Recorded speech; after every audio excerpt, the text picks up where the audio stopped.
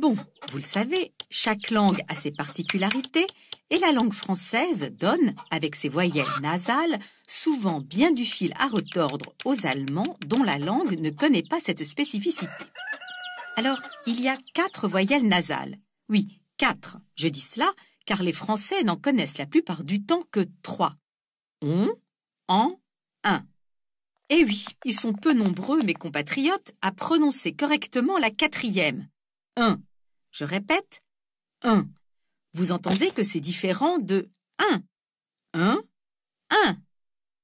Hélas, son emploi se perd car la plupart des gens n'entendent même plus la différence. Quel dommage! Les nasales françaises s'écrivent, vous l'avez vu, avec la voyelle suivie d'un N ou plus rarement d'un M.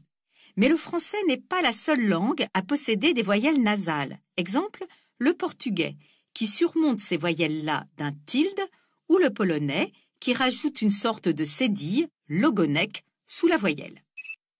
Alors, pourquoi les appelle-t-on les voyelles nasales? Eh bien, vous allez comprendre en vous livrant avec moi à un petit exercice. Prenons la voyelle O. Que faisons-nous en disant O? Nous arrondissons les lèvres, la bouche presque fermée.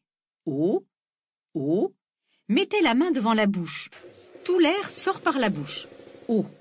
Maintenant, essayons la nasale ON. Que se passe-t-il? ON. Il se passe quelque chose dans le fond de la bouche.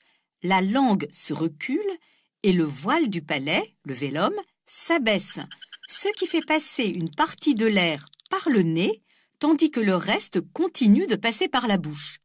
Mettez un doigt sous les narines, comme ça, et vous devez sentir l'air sur le doigt. On. Encore. On. Vous sentez? Voilà pourquoi on appelle on une voyelle nasale. Eh bien, il en va de même avec A, lèvres légèrement arrondies, bouche bien ouverte, et en, où, vous le sentez là aussi, le voile du palais s'abaisse et chasse une partie de l'air vers le nez. En. Même mouvement entre I et un. Lèvres tirées, bouche presque fermée, langue en avant pour l'un comme pour l'autre, mais le voile du palais qui s'abaisse quand on passe à la nasale. Et dans le son un, on sent aussi qu'il se passe quelque chose dans le fond de la cavité buccale pour dévier l'air vers le nez. Un. Bon, voilà, vous savez tout. Maintenant, il vous reste à vous entraîner. Voici un site que j'ai trouvé sur Internet et qui propose des exercices de phonétique. Amusez-vous bien.